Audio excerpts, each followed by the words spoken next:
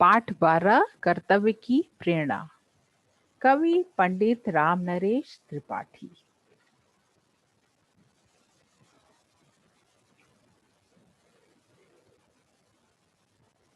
कविता का पाठ करेंगे।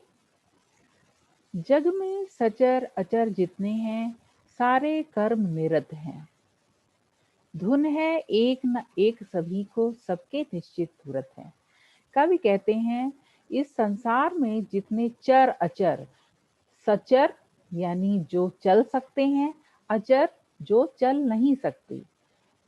सचर सचर वो लोग जो चल सकते हैं, अर्थात प्राणी और पशु पक्षी मानव, और अचर जो चल नहीं सकते, स्थिर रहते हैं, जैसे पेड़ पौधे पर्वत आदि, सभी अपने कर्म में लीन हैं, निरत हैं, यानी कर्म में लगे हुए हैं, लीन हैं। धुन है एक न एक सभी को, सबको अपने काम की धुन है, धुन लगी हुई है, सब अपने कर्म में लीन है। जीवन भर आतप सह वसुधा पर छाया करता है। आगे कवि कहता है जीवन भर आतप यानी धूप सहकर वसुधा अर्थात पृथ्वी को छाया देता है। कौन देता है? तुच्छ पत्र की भी स्वकर्म में कैसी तत्परता है। एक छोटे से, तुच्छ यानी छोटा से, पत्ते, पत्र यानी पत्ते की अपने काम में कैसी तत्परता है, वो कैसी तत्परता से अपने काम में लगा हुआ है। अर्थात वृक्ष का एक छोटा सा पत्ता भी अपने पूरे जीवन में धूप को सहता है और लोगों को छाया प्रदान करता है, वह भी अपने काम में लगा हुआ है। सिंधु विहंग तरंग पंख को फड़का कर प्रतिक्षण में, है निमग्न नित भूमि खंड के सेवन में रक्षण में। सिंधु विहंग, यहाँ पे समुद्र और पक्षी की तुलना की गई है। समुद्र पक्षी के समान अपने तरंगों को फड़काता है, जैसे पक्षी अपने पंख फड़फड़ाता है, वैसे समुद्र अपने सागर की लहरों को फड़काकर हर समय इस धरती की सेवा में, रक्षा में लगा है निमग्न नित भूमि खंड के सेवन में रक्षण में, इस भूमि की सेवा में, रक्षा में लगा है। कोमल मलय पवन घर घर में सुरभि बांट आता है, शस्य सींचने घन जीवन धारण कर नित जाता है। कोमल मलय पवन यानी कोमल सुगंधित शुद्ध पवन घर घर में सुरभि अर्थात सुगंध बांट आता है। शस्य यानी फसलों को, सींचने घन यानी बादल, फसलों को सींचने के लिए बादल जीवन धारण कर पानी की वर्षा करता है। जो बादल है वो जीवन का धारण कर लेता है, बादल जीवन का रूप धारण कर जल बरसाता है। बादल भी फसलों को सींचने के लिए जीवन का रूप धारण कर जल बरसाता है। यानी समुद्र, वायु, बादल सब अपने कर्म में लगे हैं।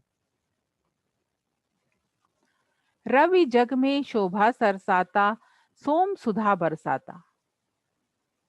सब है लगे कर्म में, कोई निष्क्रिय दृष्टि न आता।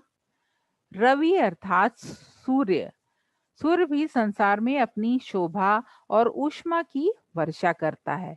वह भी अपने कर्म में लगा हुआ है, वह भी कर्म से अपने कभी विमुख नहीं होता, यानी कर्म से हटता नहीं है। चंद्रमा भी अमृत की वर्षा करता है। सोम यानी चंद्रमा, सुधा यानी अमृत, चंद्रमा भी रात को अमृत बरसाता है। जो रात में ओस पड़ती है वो अमृत के समान होती है। सभी अपने स्वकर्म में लीन है, कोई निष्क्रिय दिखाई नहीं देता। निष्क्रिय यानी बिना काम के दिखाई नहीं दे रहा, दृष्टि न आता, दिखाई नहीं देता। है उद्देश्य नितान तुच्छ तृण के भी लघु जीवन का, उसी पूर्त में वह करता है अंत कर्म तन का।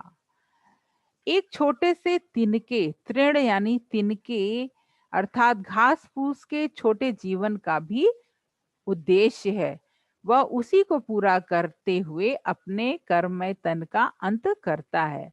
यानी जो तिनका है उसका छोटा सा जीवन होता है, क्षणिक होता है, लेकिन वह भी अपने जो तन है उसका, अपने शरीर का अंत उसी कर्तव्य को पूरा करने के लिए, जीवन के उद्देश्य को पूरा करने के लिए अपने तन का अंत करता है।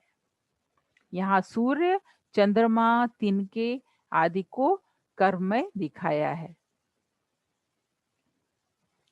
तुम मनुष्य हो, अमित बुद्धि बल विल विकसित जीवन जन्म तुम्हारा।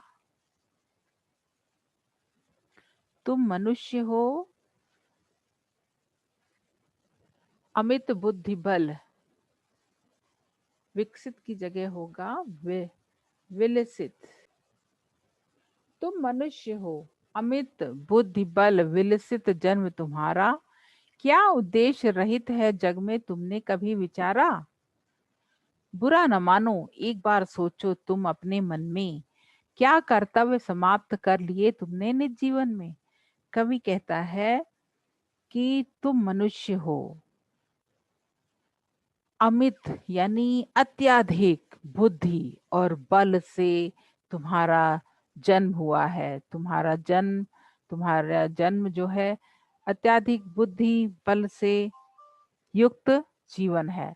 तुम्हारे अंदर बुद्धि है, अत्याधिक बल है, जिसमें तुम्हारा जन्म हुआ है, जिसके साथ तुम्हारा जन्म हुआ है। क्या कभी विचार किया कि संसार में उद्देश्य के बिना कोई चीज है? आगे कहता है, बुरा ना मानो, एक बार सोचो, अपने विचार करो अपने मन में। हे मनुष्य, बुरा मत मानो, एक बार सोचो, क्या तुमने अपने इस जीवन के सभी कार्य समाप्त कर लिए हैं? क्या सभी कर्तव्य पूर्ण कर लिए हैं? ये विचार करने के लिए कवि कहता है। जिस पर गिरकर उदर दरी से तुमने जन्म लिया है, जिसका खाकर अन्न सुधा सम तुमने नीर समीर पिया है। आगे कवि कहता है, जिस धरती पर तुमने जन्म लिया है, अमृत के समान अन्न खाकर, पानी पीकर, हवा खाकर तुम बड़े हुए, पृथ्वी के अन्न जल से जीवित होकर खड़े हुए हो। यानी भोजन प्राप्त किया, जिस पृथ्वी से अन्न जल ग्रहण करके तुम जीवित हो और इस पृथ्वी पर खड़े हुए हो। जिस पर खड़े हुए खेले घर बना बसे सुख पाए, जिसका रूप विलोक तुम्हारे दृग मन प्राण जुड़ाए। इसी धरती पर बने घर में रहे, खेले, यही सुख पाया। इस धरती को देखकर तुम्हारी आंखें, मन और प्राण तृप्त हुए, सुखी हुए, तुम खुश हुए। वह स्नेह की मूर्ति दयामयी माता तुल्य मही है, उसके प्रति कर्तव्य तुम्हारा क्या कुछ शेष नहीं है। आगे कहता है, वह धरती, यह धरती माता के समान है, माता तुल्य यानी माता के समान, स्नेह की मूर्ति, दया वाली माता के समान है। ये लगातार हम पर स्नेह की वर्षा करती है, दया की साक्षात मूर्ति है, प्रतिमूर्ति यानी उसकी जो मूर्ति की छाया है, दया की मूर्ति है जो ये धरती है। क्या उसके प्रति तुम्हारा कुछ भी कर्तव्य नहीं बनता? हाथ पकड़कर प्रथम जिन्होंने चलना तुम्हें सिखाया, भाषा सिखा हृदय का अद्भुत रूप स्वरूप दिखाया। जिन्होंने तुम्हारा हाथ पकड़कर तुम्हें चलना सिखाया, जिन्होंने तुम्हें भाषा सिखाई, तुम्हारा सर्वांगीण विकास किया, तुम्हारी सब तरह से विकास किया, तुम्हारी बुद्धि का, ज्ञान का, भाषा का, चलना, खाना पीना, तुम्हारा पूरा पोषण किया। क्या उनके लिए तुम कुछ नहीं करोगे, जिन्होंने तुम्हें अपने इस जीवन का अद्भुत रूप दिखाया है? तुमने जन्म लिया जिनके कारण, और जहाँ तुमने जन्म लिया और इस पूरी अपने जीवन का अद्भुत रूप देखा, क्या उनके प्रति तुम्हारा कर्तव्य नहीं है? यह कवि मनुष्य को, हमें चेतावनी देता है, हमसे प्रश्न पूछता है। जिनकी कठिन कमाई का फल खाकर बड़े हुए हो, दीर्घ देह ले बाधाओं में निर्भय खड़े हुए हो। जिसकी कमाई का फल खाकर ही तुम बड़े हुए, बड़ा शरीर धारण कर बाधाओं से निर्भय निडर होकर खड़े हुए हो। जो ये तुम्हारा शरीर है, सभी बाधाओं बाधाओं से, सभी सभी विघ्न बाधाओं से निर्भय होकर खड़ा रहता है। जिनके पैदा किए बुने वस्त्रों से देह ढके हो। जिस धरती पर पैदा हुई रुई से बुने वस्त्र से अपना शरीर ढका है, यानी जिस धरती पर रुई पैदा हुई या जिन्होंने रुई को पैदा किया, जिन्होंने वस्त्र बुने, जिनके वस्त्र पहनकर अपना शरीर आपने ढका है, आतप वर्षा शीत काल में पीड़ित न हो सके हो। जिनके वस्त्रों को पहनकर आतप यानी धूप, गर्मी, वर्षा, जाड़ा, इन सब से तुम पीड़ित नहीं हुए हो, इन सब से तुम्हारी रक्षा हुई है। यानी कपड़ा जब हम पहनते हैं तो हमारी जाड़ा, गर्मी, बरसात सबसे रक्षा होती है। तो और इस जीवन में जो सुख प्राप्त किया है, उनके प्रति क्या तुम्हारा कर्तव्य नहीं है? यानी जिन्होंने तुम्हें भोजन दिया, जिन्होंने वस्त्र दिया, क्या उनके प्रति तुम्हारा कर्तव्य नहीं बचा है? क्या उनका उपकार भार तुम पर लवलेश नहीं है? उनके प्रति कर्तव्य तुम्हारा क्या कुछ शेष नहीं है? ये चेतावनी देता है, हमसे प्रश्न पूछता है कवि। क्या उस धरती के उपकार का भार तुम पर जरा भी नहीं है? उनके प्रति क्या तुम्हारा कर्तव्य बाकी नहीं रह गया है? अर्थात इस धरती के प्रति हमें कृतज्ञ होना चाहिए, हमें आभार प्रकट करना चाहिए इस धरती के प्रति, अपने माता पिता जिन्होंने हमें पालन पोषण किया, उन सब के प्रति हमें कृतज्ञ होना चाहिए, आभारी होना चाहिए। हमें इस धरती का ऋण धरती की सेवा करके चुकाना चाहिए। कर्तव्य जो जो इसमें कवि कह रहा है, क्या कर्तव्य तुम्हारा क्या कुछ शेष नहीं है, यानी क्या तुम्हारा कर्तव्य अभी बचा नहीं है? तो कर्तव्य यही है कि हम जिन्होंने हमें जन्म दिया, जिनकी वजह से हमने इतना सुखमय जीवन पाया, उनके प्रति अब हम अपना कर्तव्य निभाएं। यानी हम आने वाली पीढ़ी के लिए ये सब कुछ करें, इस धरती के लोगों की सेवा करें। तो ये पाठ समाप्त होता है यहीं पे।